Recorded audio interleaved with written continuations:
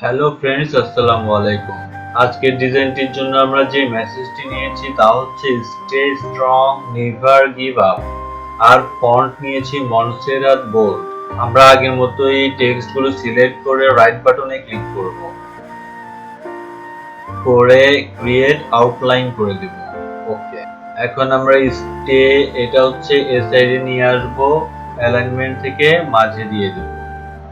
তারপরে এখান থেকে একটা রাউন্ডেড রেক্টেঙ্গেল শেপ নিব, নিয়ে এটা স্টে এটা চারপাশে এভাবে দিব। তারপরে ফিল থেকে ফিলটা অফ করে স্ট্রোক দিয়ে দিব হচ্ছে 5, অবজেক্ট এক্সপ্যান্ড। ওকে, এখন হচ্ছে আইড্রপার টুল নিয়ে এটার কালারটা সাদা করে দিব। এখন হচ্ছে স্টে এটা একটু ছোট করে দিলাম, ঠিক আছে। ছোট করে এটা হচ্ছে কন্ট্রোল 2 দিয়ে লক করে দিলাম।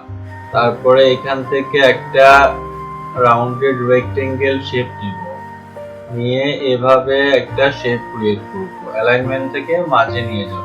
তারপর আমরা এখান থেকে শেপ বিল্ডার টুল নিয়ে অল্টার চেপে ধরে এটা ডিলিট করে দিব মাঝখানের অংশটা। এখন কন্ট্রোল অল্টার 2 দিয়ে সব আনলক করে নিব। তারপরে ব্যাকগ্রাউন্ডটা কন্ট্রোল 2 দিয়ে লক করে দিব। পুরোটা সিলেক্ট করে কন্ট্রোল 3 দিয়ে গ্রুপ করব, অ্যালাইনমেন্ট থেকে মাঝে দিয়ে রাখবো। এখন আমরা স্ট্রং এটা অ্যালাইনমেন্ট থেকে মাঝে নিয়ে আসবো। তারপরে এটা হচ্ছে রাইট ক্লিক করে আনগ্রুপ করে দিব, ঠিক আছে। ও এন জি এটা একটা গ্রুপ করব, এস টি আর এটা একটা গ্রুপ করব কন্ট্রোল জি দিয়ে, ঠিক আছে। ওকে, এখন এস টি আর এটা হচ্ছে এভাবে বড় করে দিব। তারপরে ফিল থেকে ফিলটা অফ করে দিব, আর স্ট্রোকটা দিব হচ্ছে 2, অবজেক্ট থেকে এক্সপ্যান্ড করে দিব।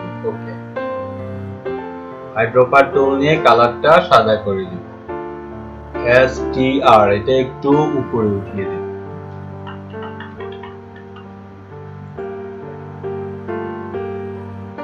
এখন হচ্ছে এখান থেকে টাইপ টুল নিয়ে একটা ডি লেটারটা টাইপ করব। তারপর এটা রাইট ক্লিক করে ক্রিয়েট আউটলাইন করে দেব, একটু বড় করে নিব, ঠিক আছে। এখান থেকে শেপ বিল্ডার টুল নিয়ে শিফট চেপে ধরে এটা এভাবে মিলিয়ে দিব। তারপরে এটা ছোট করে দিব, কালারটা আপাতত সাদা করে দিচ্ছি। এখন আমরা এই শেপটা এখানে আর এর মাঝখানে এনে বসিয়ে দিব। একটু জুম করে নেই, তারপরে একটু ছোট করে দেই। ওকে, এখন এটা হচ্ছে কন্ট্রোল জি দিয়ে গ্রুপ করে নিব। তারপরে ও এন জি এটা এই সাইডে এনে এভাবে সেট করে দিব, ঠিক আছে। আমরা এখান থেকে এটা সিলেক্ট করে অ্যালাইনমেন্ট থেকে রাইট অ্যালাইন করে দিব। এখন হচ্ছে এটা একটু জুম করে নিব, নিয়ে এখান থেকে একটা রাউন্ডেড রেক্টেঙ্গেল শেপ নিব, নিয়ে একটা শেপ এভাবে একটা শেপ ক্রিয়েট করব, ঠিক আছে। করে এটা হচ্ছে অ্যালাইনমেন্ট থেকে এভাবে মাঝ বরাবর করে দিব। এখন হচ্ছে এটা একটু এই সাইডে নিয়ে আসবো।